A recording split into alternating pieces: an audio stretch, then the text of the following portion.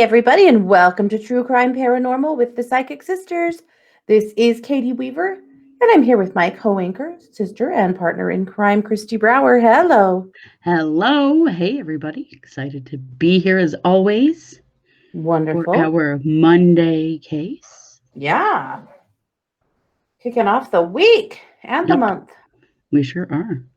Yeah. Well, very good. Well, today we have a case that is continuation. Mhm. This was our group case from 2 weeks ago, the Girly Chew case. We put it on hold for 1 week because there was just so much Valo action last week. We had to, make room. Yeah, we sure did. But we're done and done.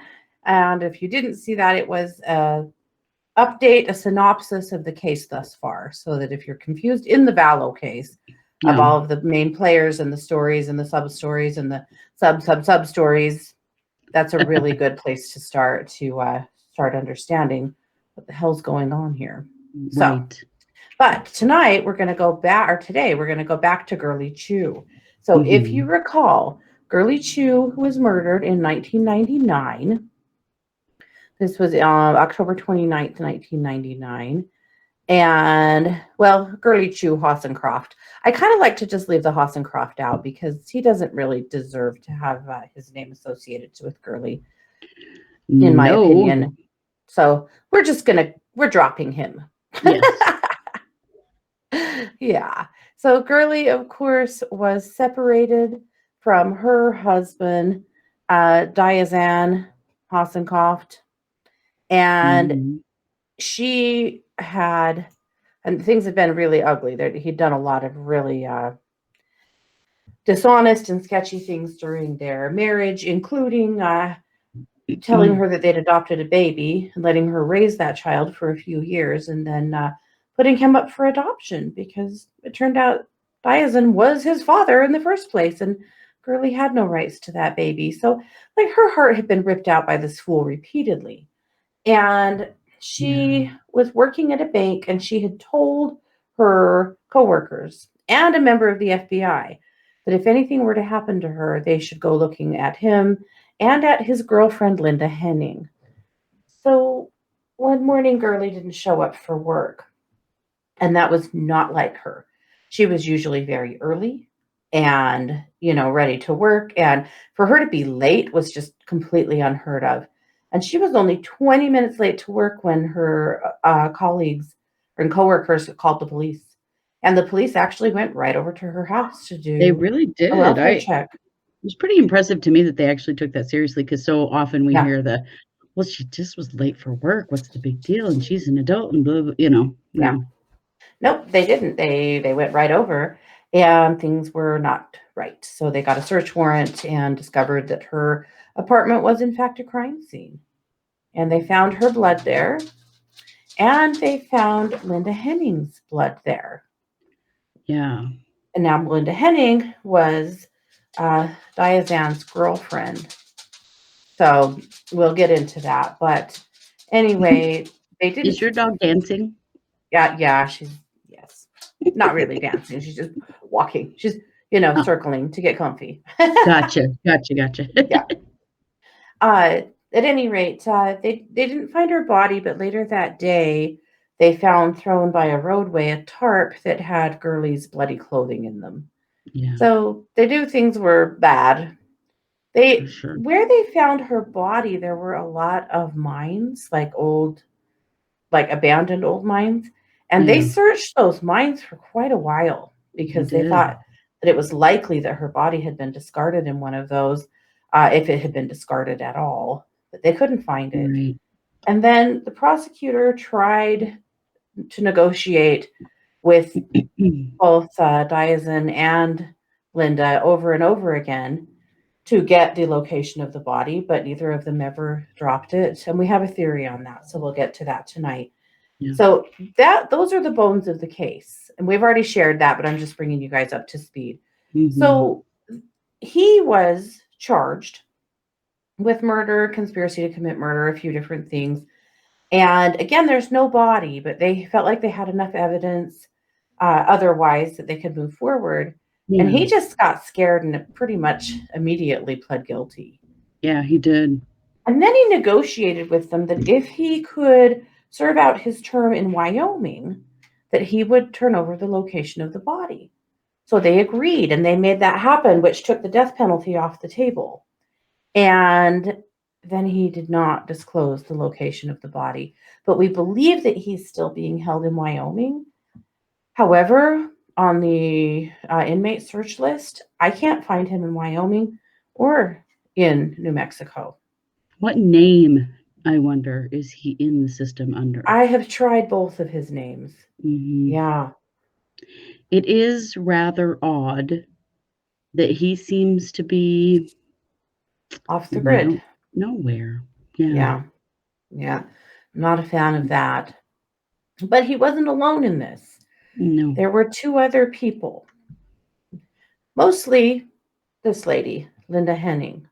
Mhm. And Linda's history with him, you guys, you just cannot make this crap up. It is insane. Yeah. So, Linda was a fashion designer who was getting really interested in UFOs and things like that.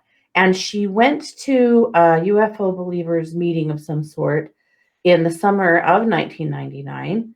And this is where she met Diazien Hossencofft. Yeah. And Kristi, you dug in a little deeper about the meeting they went to and the person that was speaking. So I'm going to let you share that with us quickly, or not quickly, Yeah. whatever. But Well, they were going to hear David Icke speak. If you don't know who David Icke is, he's a well-known New Age conspiracy theorist. He's actually a former soccer player and broadcaster from the UK Mhm. who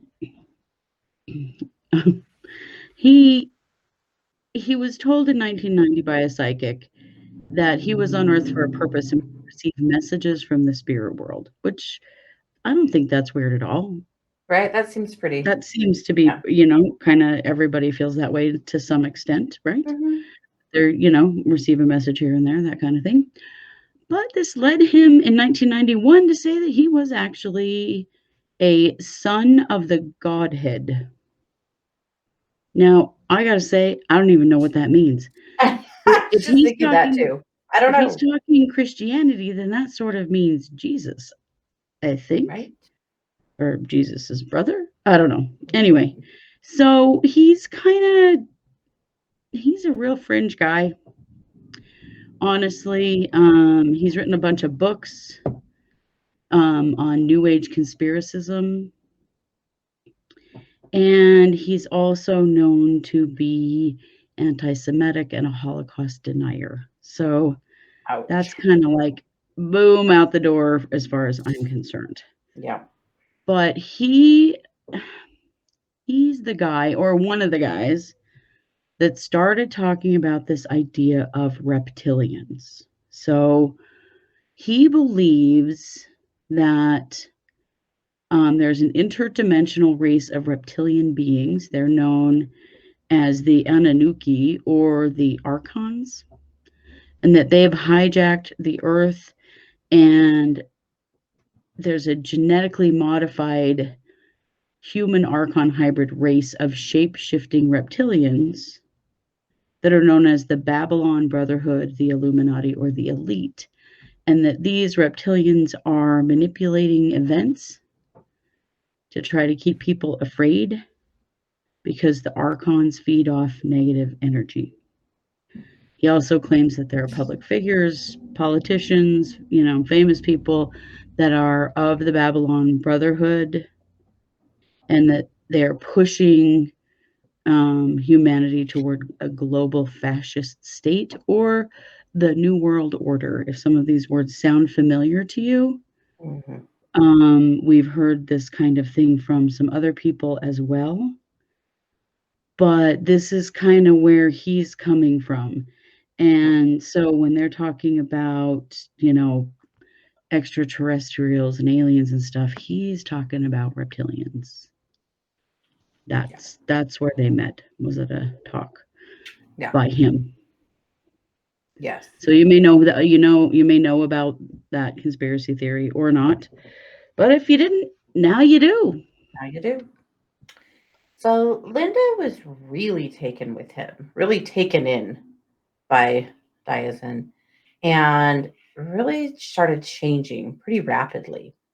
And at the time, she had a boyfriend, and the boyfriend had, or he might have even been a fiance, actually. I think he was a fiance. He had a brain tumor and MS. And she told him that this new guy, this new friend of hers she just made, could cure both of those things. That he had cures that no one else has, and big pharma, blah blah blah. He's got it all. Right. And of course, the fiance is pretty skeptical of that and goes, I don't know about this. So Mm. he talks to him on the phone, and he tells him very confidently, oh yeah, I can heal anything. I can heal anything that's wrong with you. It's no big deal. We'll just take right care of that. And he just thinks it's weird. So he asks for his qualifications. And just, out of curiosity, I just love to see what your background is, right? So Yeah. he sends over his curriculum vitae, and the fiance hands it right over to a friend of his that is a private investigator. And of course, he discovers that nearly everything that he's set listed is a lie, you know. You mean he's not a doctor and a geneticist and a former CIA operative? He unfortunately was none of those things I am stunned. or any of the So other let me tell nonsense you. he was claiming to be. Right? Yeah. Oh my gosh. Yep. So things are just getting really weird with her. She's way off. She's just not herself. And so that's the position of the boyfriend is that or the fiance, former fiance, I should say. But at any rate, that she really kind of lets her business go. She was a successful fashion designer, and she's just really basically doing what she's told at this point. Mhm. So Just under his spell. very much under his spell. And that's what her family says too. Like she just turned into a completely different person over the course of a few months. So they find her blood at the crime scene. And so, of course, they are both indicted and brought in. Mhm. And she is quite haughty, quite arrogant and haughty in court. And she even does a crime TV interview after conviction and before sentencing, and is really sassy about the judge, and like she's just really not helping herself. No. In the meantime, Diazien, who's already pled guilty and is serving his time, he says because it took forever. The murder happened in October of 1999. She wasn't sentenced until April of 2003. Yeah. It took 4 years for justice to be done, or 3.5 years. And so, he's been sitting his butt in jail for quite some time. And they bring him as a witness. And he says she had nothing to do with it. He promises. And he's got a reason why her blood is found at the crime scene. First of all, he says it really wasn't her at all that helped him, it was the other person who was involved in this. And I cannot find his name to save me. Miller. Bill Miller. Miller. That's right. So he says, Diazien comes into court and he says she didn't have anything to do with it. Miller had organized a group of men who were getting ready to fight the New World Order, a militia. And the militia really needed some practice killing human beings, to be ready As for the you New World do. Order and to What? fight back. Yep. So Diazien, being that generous guy he is, he offered up Girly and allowed them to kill her to practice their skills. He said this in court. This is what he tells the defense when they call him as a witness. Yeah. Yeah. Let's say witness. Yeah. So obviously, Linda didn't know anything about it. This was just between the two of them. Well, the problem is Linda's blood was at the scene. which makes them think that Linda was definitely there and involved, Right. as you do. Mm-hmm. So so they ask him about the blood, and he says, "Oh yeah, well, I have an answer for that. I'll tell you exactly what happened." He says they were not supposed to leave any blood evidence in the apartment. And he was supposed to just come up later after the murder was over and just see if there was anything that needed to be taken care of. And there was blood in the apartment. So being the There were a lot of geneticist, bleach spots, weren't there, in the carpet and stuff? yeah, well, being the geneticist that he is, he thought that he could bleach all that blood, throw some other blood in the carpet that was someone else's that wouldn't. And that would confuse the genetic code, he said, because he's not a geneticist and says No. stupid things. Nor is he a forensic scientist. But he wasn't going to bring Linda's blood. Initially, he grabbed some blood of someone else, another woman he knows. Because remember, dude was a scam artist pretending to be a doctor, and he had vials of random people's blood. People were letting him take their blood to experiment with and take a look at. And he was curing all of those women of cancer with his amazing injections of vitamin B6 to the tunes of thousands and thousands of dollars. Yeah. So he says that he has random woman's blood in a vial in his pocket, and it breaks on his way back to the crime scene. Tragedy. What will we do? Luckily, he couldn't just wring out his pocket around the room. I don't know. Right? I mean, because everybody has a vial of blood in the fridge that belongs to some random person that you can go put at a crime scene. Sure. No. Yeah, I mean, vials of blood sitting around, that seems normal. Anyway, he panics because he doesn't have any other blood except for guess whose? Linda Henning's. So he goes back and he grabs Linda's blood and he comes and he throws it around the apartment because that's going to confuse the genetic code and take them off the scent of Girly. That was his idea. Between bleach and extra blood, he was going to make it all okay. Good Lord, he's an idiot. Mm-hmm. This is the story he tells. Mm-hmm. Well, the court thinks that he's full of the bullshit. Yeah. And they find her guilty on everything. Yeah. And they sentence her to life plus 42 years. Yeah. And she accuses her counsel of bad counsel. She accuses the judge of, being unfair. She accuses the courts of all kinds of things. She just keeps appealing and trying to fight.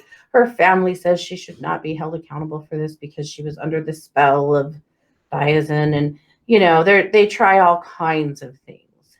Mm-hmm. But she was spared the death penalty, which was really the best kind that she was going to get. Yeah. Honestly. But back in 2006, they went back to court again, and the court yet again said, "Yeah, no, you are staying in here. You are guilty." So, she pretty much wore out her opportunities to try again. But she really, she ruined her own life without a doubt. But she also helped take another. But she would not give them the identity, or not the identity, but the place where the body is. No one has been told this. So here's something that came up that at the time of trial that really caused a stir and upset people. Mm-hmm. So the prosecutor says that at least 4 people told them that she consumed the flesh of Girly and drank her blood in a part of some kind of a ceremony that they did after she died. And that's why they can't find her body, because it was cannibalized. Yeah, we think that her body was all apart. That there just isn't really anything left. Mm-hmm. It's not as though there's an intact body buried somewhere. That's not the case. Yeah. And they're not wanting to admit that, but no. Yep. So she was telling people this apparently at the jail. She told 2 inmates and 2 nurse practitioners. Yeah. They actually didn't bring that evidence to trial because it was already a really sensationalized case in the press, and they felt like that would make it worse. But they Mhm. did make that comment later on, and it really set things on fire. Her attorney was really mad, went kind of Mark Yeah. Means-ish on the whole thing. But Yeah. but that was said, and so it's brought that next level of, is there cannibalism in this case? And yeah, we believe that there was. Yeah. Mhm. Yeah. Well, there was something at one point that Diazien said about that there were these chemicals released into the blood when someone is terrified that are really, really important because they'll, make you live forever or whatever.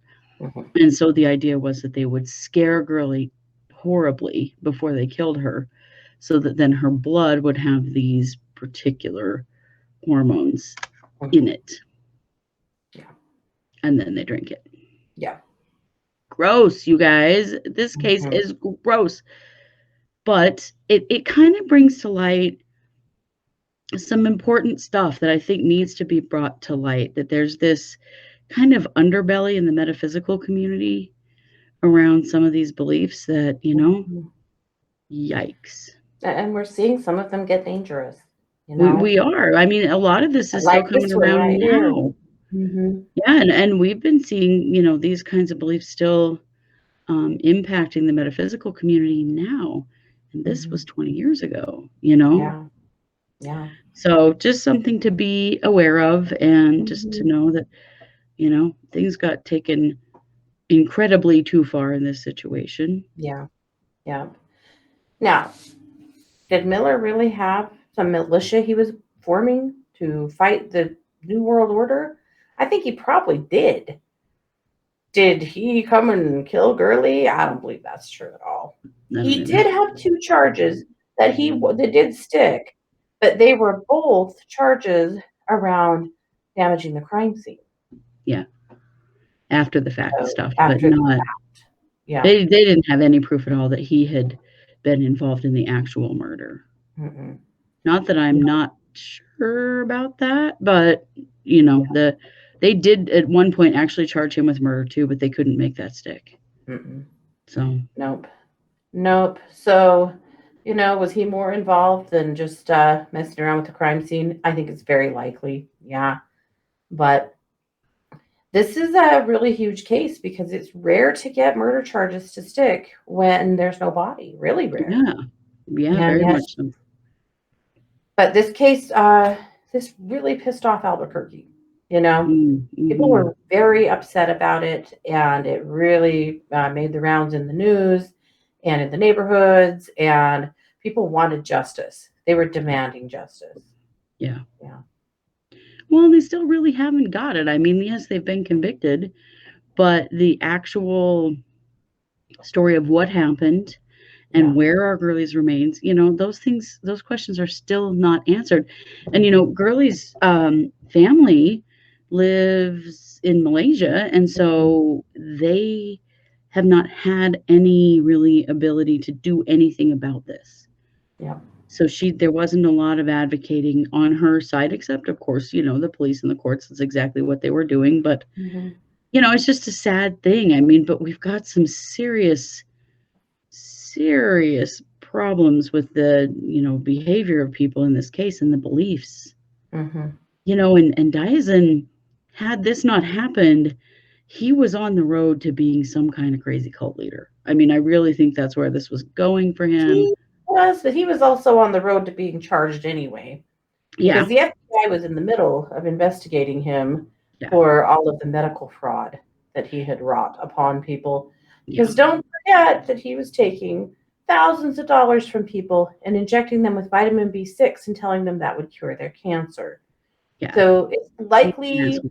that he was going to be going up the river anyway. But Yeah, it sure is sad that it was at the expense of Girly, who yeah. sure did not deserve any of this. Well, and the little boy Dimitri. I Oh, yeah. mean, this guy was so destructive to people. It's just, Yeah. So Dimitri was, of course, adopted. And I read an article written by the person who adopted him, and she says that as soon as he turned 18, she dropped out. He dropped out of her life. Uh, Mm. Very emotionally damaged kid Yeah, from how could he not his be after horrible choices. Yep. the the Yep. the damage that they did to him? I just this case for Girly and for Dimitri, Mhm. evil people. Yeah. Really evil people. It's But just very terribly interesting. sad. I have a question for you because a lot of people are like, "Oh, Linda was the most wonderful woman. She would never do such a thing, blah blah blah. She was just under Diazin's spell." Do you think that's true? Or Uh-uh. was there a part of this already in Linda? Oh, I think there's a part of this already in Linda. I think a couple of things. I do think that Linda was suffering some kind of a hormonal shift in her body, that she wasn't right emotionally because she was going through something that had her a little Mhm. off. And Okay. I think there was a part of her that was kind of predestined for being a follower, and not just a follower, but a super follower, you Like an know? acolyte. Yeah. Yep, the one that will do anything for you, the one who was desperate to fit in with them and to be a part of them. So, yeah, I do. I also feel like if you were to talk to people that she went to high school with, you'd find out she was a bit of a mean girl, that she's just being this big, sweet, kind angel that, people are claiming her to be, has a little amnesia on it, because I don't think that's entirely true. Yeah. Mhm. Yeah, very interesting. Interesting to just think about how vulnerable we all could be, Hmm. sometimes to the right person. I mean, she blew up her entire life for him and ended up serving more than life in prison. Right. And she only knew him, you guys, for a few months. Yeah, this was She not didn't like a even, long no, relationship, and he was cheating on her the entire time they were in a relationship and engaged to a couple of other women. It's just right. I mean, he was still married to Girly at the time. yeah, They weren't divorced yet. He was dating Linda and a fiance to two other women. Yep. yeah. It's unbelievable what he was doing. But at any rate, and I don't know. I mean, had she found out that there were other fiancés involved, maybe their lives could have been in danger too. Mhm. I think that that's true, It's very weird to me that he didn't pin all of this on her. Right? He I didn't. s I sort of thought he would, Yeah. and he And didn't. quite the What? opposite. He told the courts it was not her at all. Well, but he was proud of what he'd done, Yes. he said that she ran like, that Girly ran like a scared rabbit and that they hunted her down and killed her like the dog she was. Hmm. Isn't that This was interesting? his Because wife. I mean, that's what what the he heck? said. Right. Well, that's what he said when he was in court. Right. But then, of course, when Linda was in court, he told a totally different story. Mhm. That he wasn't present, and neither was Linda. And it Right. was all Miller and gang who did it. Right. Yeah. Yeah. Such a chameleon of a human, he was. Well, he was very anti-government. And I wondered if he did that because he was hoping that he could confuse the legal process by refusing to testify and telling a whole different story. Because what does he care? He's already in prison. Like, it's not going to change for him. I feel like Right. this was more about trying to provide some misdirects that might create some seed of a doubt in the jury, for As though her. he had any power whatsoever. Hmm. It But he always thought he did. I mean, yeah, he people always thought he believed in him did, but and fell for his hype in a big way. boy, when it came right down to it, no, he did not have any power at all. No. So there you have it. That is the second part of the murder of Girly Chew. And, hopefully that helps everyone, understand a little bit better how this went sideways and kind of Yeah. who these folks are. So, Linda Henning is still in prison in New Mexico and will be for the rest of her days. And Mhm. Diazien is in, we think, Wyoming. But we're not sure. Not He sure went because. he had 2 different names, and Mhm. he's not showing up under either one of them, which is very strange. He's not, which is odd. So we'll keep looking at that just because now it's struck me as weird. I'd like to find the inmate records so that you know exactly, Right, that shouldn't be that what hard you're to looking find. at. And no, they're usually not hard to find, but in this Yeah, case, no, they're nowhere. And they both have options to search for inmates. yeah. And I've Hmm. run both of those names, triple check the spelling, nothing. So I don't know. Maybe one of you guys will be better at it than me and pick him right up. And if you do, let us know. But Please do. that's what we know for now. So Mhm. this is our Monday case. We will be back tomorrow on Tuesday with a brand new case and another brand new case on Wednesday. Working Yeah. on a really big and important MMIW case this week. Kristi's got some really powerful stuff coming. You do, And yeah. then, of course, Wednesday we'll be back for case updates. More case updates in the Vallow case. However, before Wednesday day, Chad will be arraigned, and we will live stream it here from this channel Yes, we and will. make a few comments afterwards. So watch for that too, Wednesday during the day, and then Wednesday evening case updates. I thought you said for a second that we were gonna make rude comments after the fact. Make rude Maybe that's just what I comments. was thinking in my head, that I was gonna make some rude comments after the fact. I don't know. That'll probably happen. I mean, Probably. we're a little heavy on the snark with some of these guys, and resting toad face and pals I definitely fall mean, into they that category. really bring it on themselves. It's Yeah, very hard not to have that. Oh, my goodness. for Sorry, guys. sure. And then, of course, Thursday night, the psychic hour. So lots of great Mm. radio and, radio. Old habits die hard. Lots of great podcasts and videos yet to come this week. So like, share, subscribe if you are drawn, and come see us over at truecrimeparanormalpodcast.com. You Yeah. can visit our Patreon that way and become a patron for some extra content. You can check out our merch. You can follow us on Facebook. And of course, at the bottom of the page, you can always suggest a case. We're Yeah, always looking for cold cases and MMIW cases that we can take a look at. So most definitely. thanks so much for being here, you guys. You have been listening or watching to the Psychic Sisters here with True Crime Paranormal. Take care.